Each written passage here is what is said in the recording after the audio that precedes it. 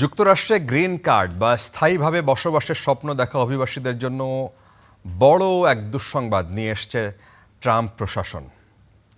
গত অর্ধ শতাব্দী ধরে চলা অভিবাসন নীতিতে বড় আকস্মিক পরিবর্তন এসছে। এখন থেকে যুক্তরাষ্ট্রের গ্রিন কার্ড যদি পেতে চান তাহলে নিজ দেশে ফিরে গিয়ে আবেদন করতে হবে। তবে নতুন নিয়মে কেবল বিশেষ কারণ ছাড়া এই সুযোগ আর থাকছে না। পর্যটন কিংবা পড়াশোনার জন্য যারা যাচ্ছেন সেই দেশে, সেই সব ব্যক্তিদের মেয়াদ শেষে অবশ্যই যুক্তরাষ্ট্র ছাড়তে হবে। যুক্তরাষ্ট্রের নাগরিকত্ব ও অভিবাসন পরিষেবা ইউএসসিআইএস বলছে, এখন থেকে যুক্তরাষ্ট্রের অভিবাসীদের বিশেষ কোনো পরিস্থিতি ছাড়া যুক্তরাষ্ট্রের বাইরে গিয়ে কনসুলার প্রক্রিয়ার মাধ্যমে আবেদন করতে হবে। অর্থাৎ সংশ্লিষ্ট নাগরিকদের নিজ দেশের মার্কিন কনসুলার কার্যালয়ের মাধ্যমে এই আবেদন করতে হবে। অবৈধ অভিবাসী নিয়ন্ত্রণ প্রচেষ্টার অংশ হিসেবেই এই নতুন নিয়ম কার্যকর করেছে ট্রাম্প প্রশাসন। এর আগে যুক্তরাষ্ট্রে বসবাস করেই গ্রিন কার্ড বা স্থায়ী বসবাসের আবেদন করতে পারতেন অভিবাসীরা। নতুন নিয়ম অনুযায়ী শিক্ষার্থী, অস্থায়ী কর্মী বা পর্যটক ভিসাধারীদের এখন যুক্তরাষ্ট্রের বাইরে গিয়ে মার্কিন পররাষ্ট্র দপ্তরের মাধ্যমে আবেদন সম্পন্ন করতে হবে।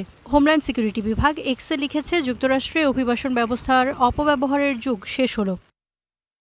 এখন থেকে যেসব বিদেশি যুক্তরাষ্ট্রে অস্থায়ীভাবে আছেন এবং গ্রিন কার্ড চান, তাকে অবশ্যই তার নিজ দেশে ফিরে গিয়ে আবেদন করতে হবে, বিশেষ কিছু ব্যতিক্রম ছাড়া। এই নীতি অভিবাসন ব্যবস্থাকে আরও ন্যায্য ও কার্যকর করবে, ফাঁকগুলো বন্ধ করবে। তবে এটি এখনও স্পষ্ট নয় যে চলমান গ্রিন কার্ড আবেদনগুলো এই নীতির আওতায় পড়বে কিনা। তবে যেসব আবেদন অর্থনৈতিকভাবে গুরুত্বপূর্ণ বা রাষ্ট্রীয় স্বার্থে বিবেচিত, সেগুলো বর্তমান প্রক্রিয়াতেই সম্পন্ন হবে। গ্রিন কার্ড পাওয়া একটি বহু ধাপের প্রক্রিয়া, যা কয়েক মাস থেকে কয়েক বছর পর্যন্ত সময় নিতে পারে। বর্তমানে যুক্তরাষ্ট্রে 10 লাখেরও বেশি বৈধ অভিবাসী গ্রিন কার্ড পাওয়ার অপেক্ষায় আছে। এই তালিকায় বাংলাদেশের অন্তত 30 থেকে 50 হাজার আবেদনকারী থাকতে পারেন বলে ধারণা করা হচ্ছে। কিন্তু নতুন এই প্রক্রিয়ায় অনিশ্চয়তার মুখে পড়বেন ভ্রমণ নিষিদ্ধ দেশগুলোর নাগরিকরা। ট্রাম্প প্রশাসন ইতোমধ্যে প্রায় 40টি দেশের নাগরিকদের ওপর ভিসা নিষেধাজ্ঞা আরোপ করেছে। চলতি বছরের আরেকটি নীতিতে 75টি দেশের অভিবাসী ভিসা আবেদন স্থগিত করা হয়েছে। মার্কিন পররাষ্ট্র দপ্তরের তথ্য অনুযায়ী ভিসার মেয়াদ শেষ হওয়ার পর যুক্তরাষ্ট্রে অবস্থান করলে বহিষ্কার, ভবিষ্যতে ভিসা অযোগ্যতা এবং সর্বোচ্চ 10 বছর পর্যন্ত পুনঃপ্রবেশ নিষেধাজ্ঞা আরোপ হতে পারে।